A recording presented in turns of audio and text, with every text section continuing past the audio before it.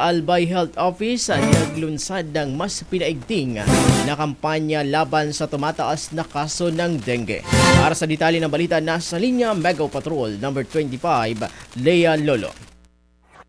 Bicol Network News Report!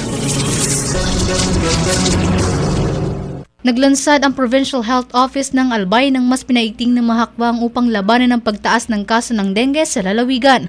Ayon sa pinakabagong datos mula sa Provincial Epidemiology and Surveillance Unit, naitala ang higit sa 80% na pagtaas ng kaso sa ikatlong quarter ng 2024 kumpara sa pareho nga panahon noong nakaraang taon. Ayon kay PESU Coordinator John Edmund Dominic Bailona, patuloy ang kanilang monitoring at assessment sa sitwasyon ng dengue sa lalawigan.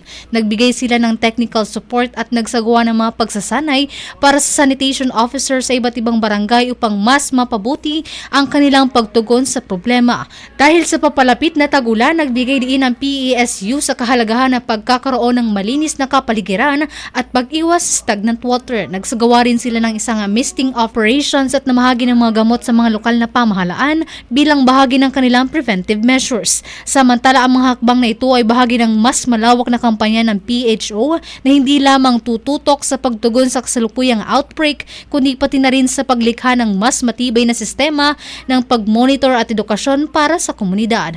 Para sa Bicol Network News, ito si Mega Patrol number 25, Lea Lolo, tatak tunay na serbisyo.